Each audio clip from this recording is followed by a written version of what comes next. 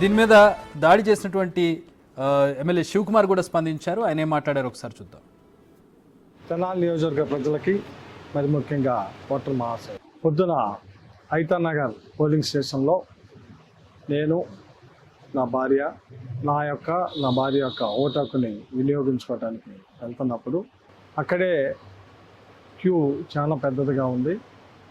So నేను వెళ్తున్న క్రమంలో ఐతానగర్ నా సామాజిక వర్గానికి చెందిన వ్యక్తే గొట్టి మొక్కల సుధాకర్ అనే వ్యక్తి, ఇదిగో వచ్చాడయ్యా మాలా మాదిగా కొమ్ము కాసే ఎమ్మెల్యే, వైఎస్ఆర్ పార్టీ అభ్యర్థి, ఈ మాలా మాదిగల్ని ఈ మైనార్టీలని కొమ్ము కాస్తున్న అభ్యర్థి నా మీద ద్వేషంతో, అంటే కేవలం వైఎస్ఆర్ పార్టీ అంటే మాలా Madiga SC ST BC minority వర్గాలకు చెందిన పార్టీ అని ద్వేషంతో, ఒక రకమైన శాడిజంతో, ఎందుకు నేను ఈ మాట చెబుతున్నానంటే అతను ఐతానగరే, అతను ఉండేది బెంగళూరు.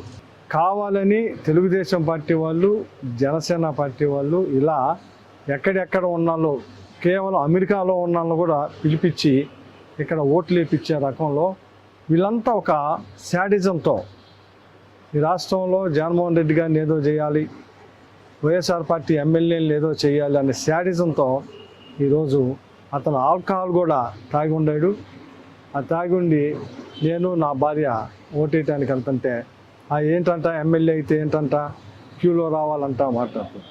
సరే అతను అంటే అన్నాడేమో కానీ మనం సహజంగా ఎవరైనా కానీ, ఇప్పుడు మనోహర్ గారు కూడా ఇప్పుడు ఓటేసి వచ్చాడు, క్యూలో నుంచున్నాడా? సహజంగా ఎమ్మెల్యే అభ్యర్థులు ఇట్లాంటి వాళ్ళు వెళ్ళి ఓటేయటం అనేది ఆనవాయితీ. అది దాన్ని కూడా నేనేం పట్టించుకోలేదు. కానీ అసభ్య దోషంతో పక్కన నా భార్య నేను ఉన్నప్పుడు అసభ్య దోషంతో, మరి ముఖ్యంగా ఏదైతే ఈ చిన్న కులాల్ని బహిరంగంగా తిట్టాడు. తెనాలి నియోజకవర్గ ప్రజలకి మరి ముఖ్యంగా ఓటర్.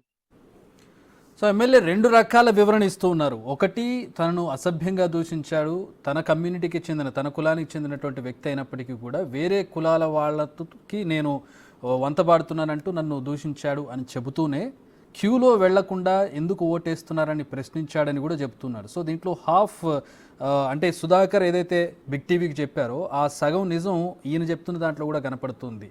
నేను నేరుగా వెళ్ళి ఓటేశాను, ఇప్పుడు నాదెళ్ల మనోహర్ వెళ్ళి ఓటేశారు, ఆయన ఏమన్నా క్యూలో నిలబడి వెళ్ళి ఓటేశారా, మేమెవరు క్యూలో నిలబడకుండా ఓటేసాం అనేది చెబుతున్నారు. ఇలా క్యూలో నిలబడని ఎందుకు ప్రశ్నించినందుకు ఒక సాధారణ